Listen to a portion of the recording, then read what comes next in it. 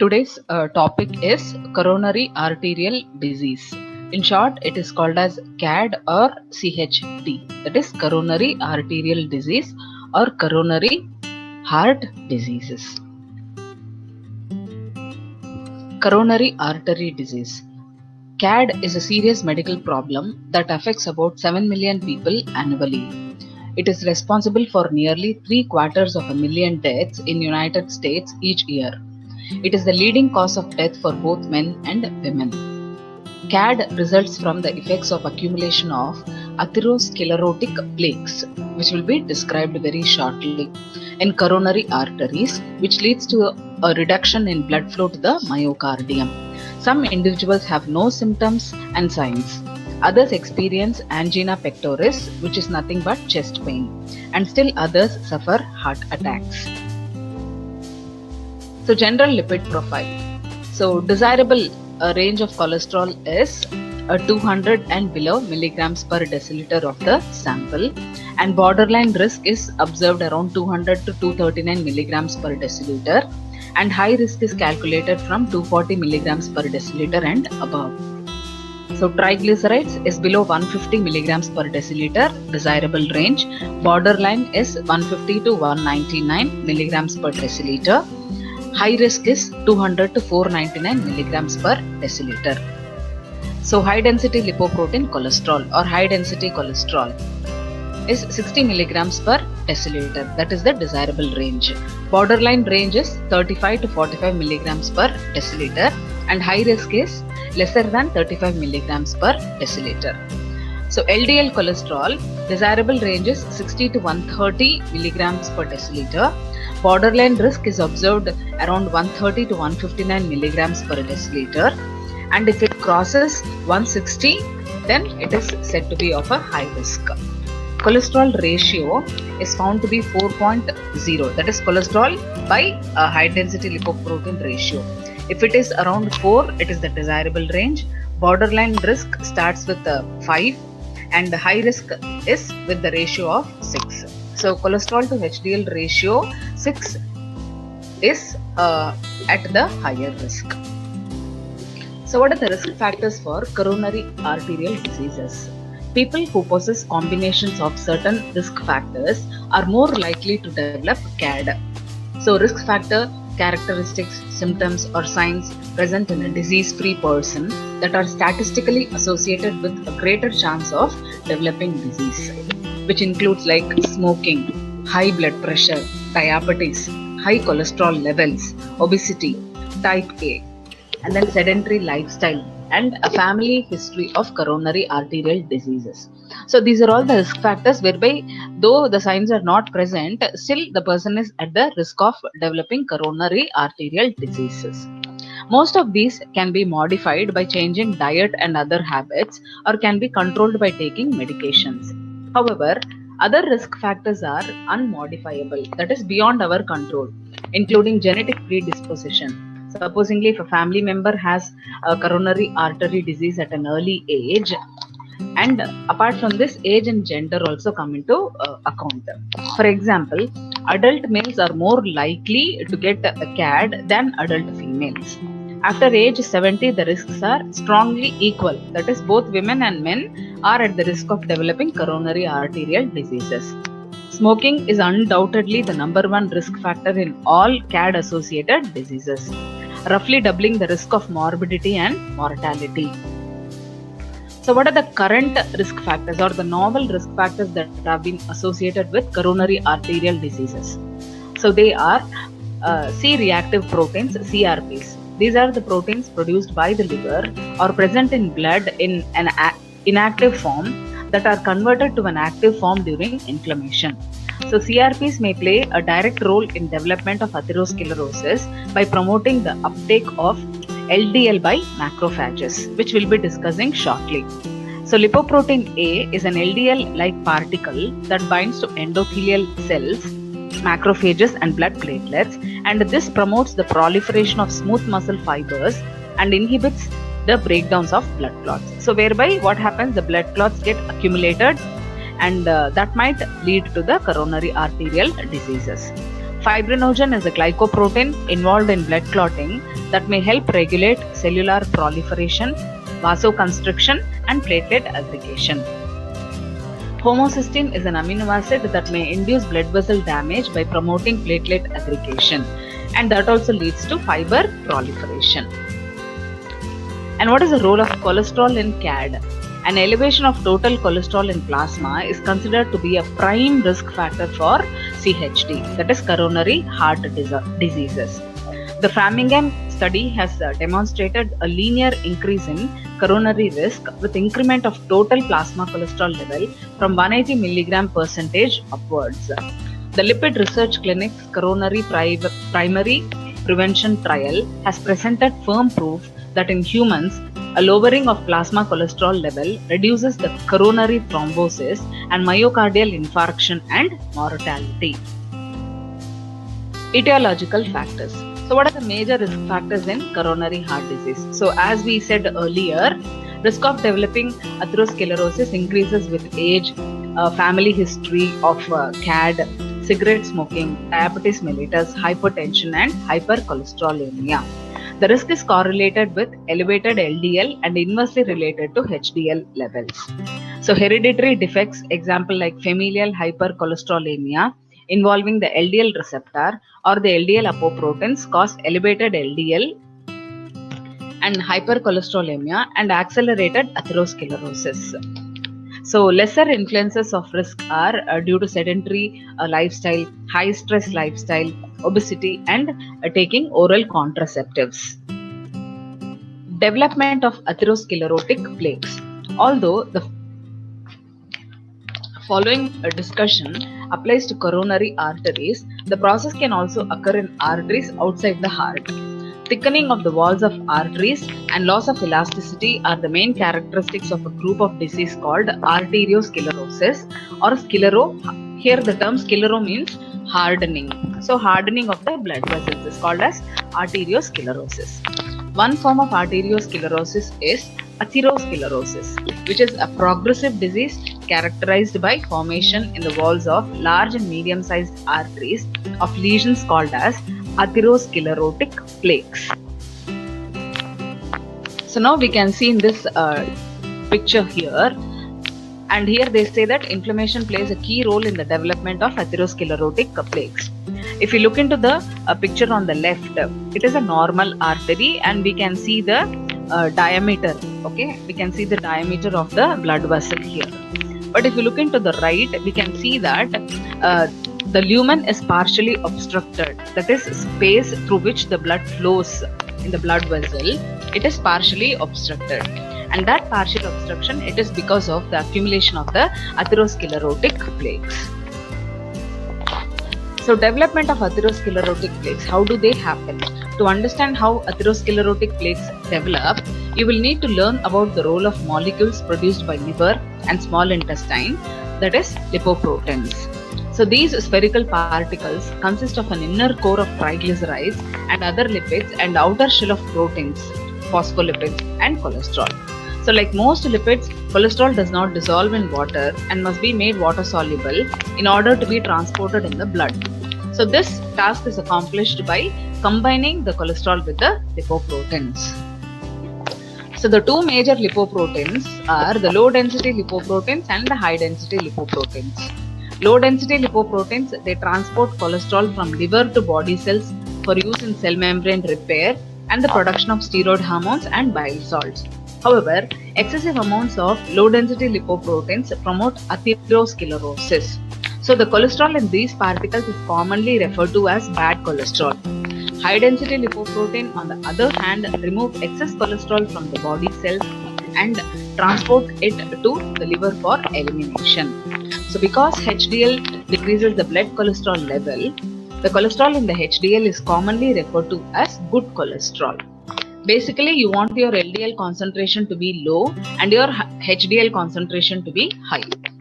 If you look into the protein content in high density lipoprotein is high, but whereas the protein content in low density lipoprotein is less.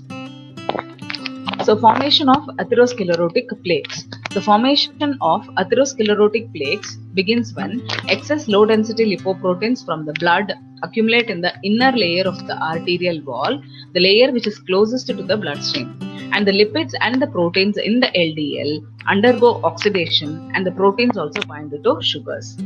In response, endothelial smooth muscle cells of the artery secrete substances that attract monocytes from the blood and convert them into macrophages.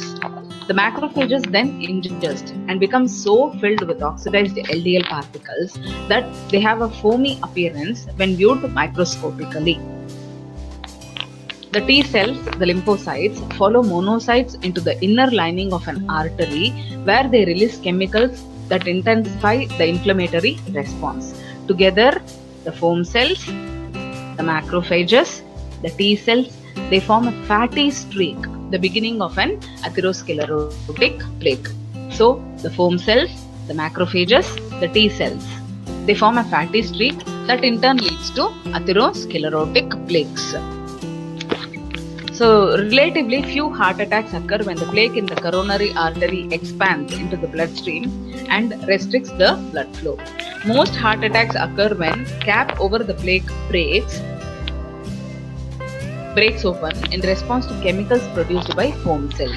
In addition, T cells induce foam cells to produce the tissue factor TF, a chemical that begins to cascade of reactions that result in a blood clot formation. If the clot in the coronary artery is large enough, it can significantly decrease or stop the flow of blood and result in a heart attack. And a very important diagram which tells us about the importance of the antioxidants in the system, and if the antioxidants are absent, then what happens to the low density lipoprotein and how it leads to the formation of the foam cells and how they get accumulated, leading to the atherosclerotic plaques. The star shaped representation here is the LDL, that is the low density lipoprotein. And in the absence of the antioxidants, that is vitamin E, ascorbic acid, beta carotene and other antioxidants, this LDL undergoes oxidation and it gets converted into oxidized LDL, low density lipoprotein. And now let us start with the first point here. So in response to endothelial injury caused at least in part by oxidized LDL, when this oxidized LDL is present, what happens? Monocytes adhere to the endothelial cells and they move to the subendothelium, that is the intima layer of the heart, and are transformed into macrophages. So the monocytes, they adhere to the endothelial cells and they get converted into macrophages. And in the next point, now here we can see, so what happens, this macrophage, they consume the excess of the modified oxidized lipoprotein. So here we have the oxidized LDL, right? So that oxidized LDL is consumed by the macrophages. And once the oxidized LDL is consumed by the macrophages, these macrophages, they get converted into the foam cells. So here we have the macrophages and here we have the foam cells. So the foam cells accumulate, releasing growth factors and cytokines that stimulate the migration of smooth muscle cells from the media to the intima. So intima and media, they are the layers of the heart cells, heart vessels. So there they proliferate, produce collagen and take up the lipid and they potentially get converted into the foam cells. So here is where the risk starts. So what happens? These foam cells, they are unable to move and they get accumulated and they start getting converted into the plaques, whereby you can see that they get accumulated and they lead to coronary arterial diseases. So how this macrophage gets converted into foam cell, that is given as a representation here. So if you look into the foam cell, so how does it look like? It has a high affinity receptor specific for LDL and become downregulated when the cell has sufficient cholesterol. That is what is supposed to happen. But when it gets oxidized, that is when the star-shaped LDL represented here is oxidized and gets converted into this yellow round-shaped structure. Okay, just for the sake of representation. So here it is bound to low affinity, non-specific and non-regulated scavenger receptors which take up modified LDL, that is oxidized LDL. So when it consumes more amount of oxidized LDL, it gets converted into a foam cell. So once it gets converted into a foam cell, so here we know, right, the risk factor is it will get accumulated and it is going to lead to the heart disorder. So lecithin cholesterol acyl transferase, and then phosphatidylcholine acyl transferase. So what is the role of this enzyme? So from tissues, cholesterol is taken away by the high density lipoprotein in the presence of the enzyme LCAT. So LCAT is lecithin cholesterol acyl transferase. So, and in that process, the cholesterol taken away from the tissues is converted into cholesterol esters. So here we are highlighting the role of this important enzyme lecithin cholesterol acyl transferase, which is present on the surface of the high density lipoprotein. So this produces a hydrophobic cholesterol ester.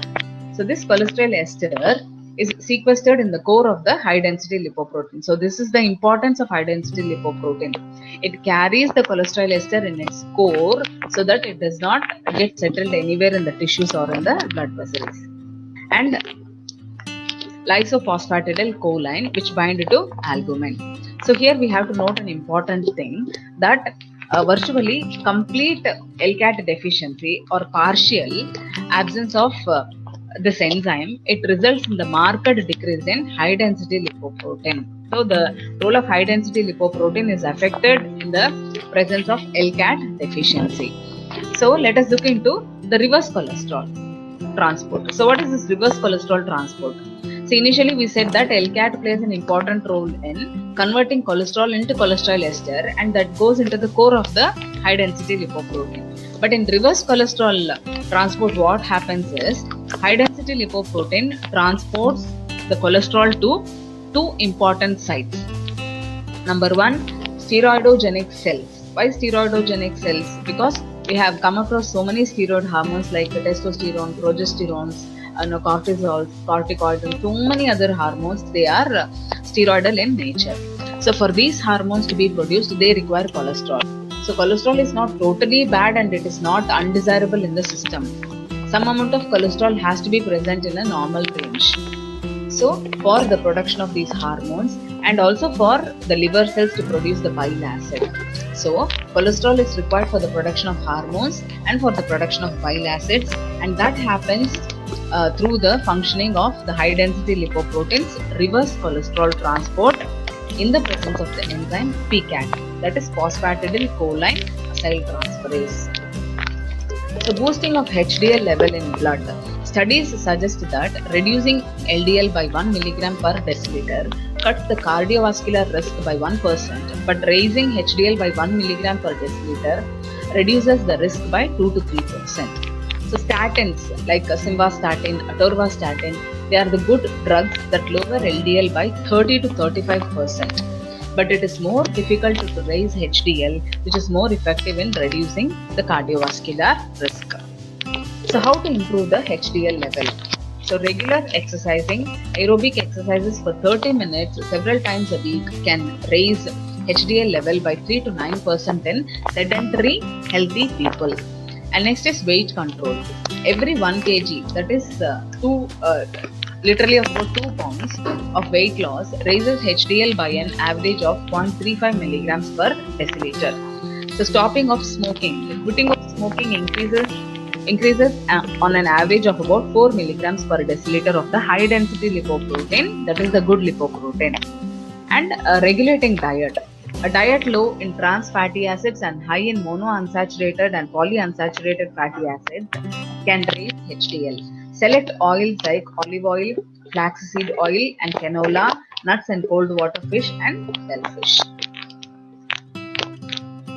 So limit high glycemic loads of foods such as pasta and white bread and that are made with refined flour, which can lower the high density lipoprotein. And niacin therapy. It is the most effective drug which increases 20 to 35% of the high density lipoprotein, but use is limited due to side effects like intense itching and facial and upper body flushing. So recent advances in nanotechnology have The treatment in the form of tiny nanoparticles which mimic the natural high density lipoprotein, and they help in scooping up of the cholesterol before it can grow up into dangerous deposits of the atherosclerotic plaques. So, relation of cholesterol and other lipids are the risk factor in coronary heart disease. Of the serum lipids, cholesterol has been one of the most incriminated as the risk factor. However, other parameters such as triglycerides, very low density lipoprotein, and low density lipoprotein have been incriminated. So, patients with coronary heart diseases can have any one of the following abnormalities. Number 1, elevated concentration of VLDL with normal concentration of LDL, elevated levels of LDL with normal VLDL, or both elevation of VLDL and LDL.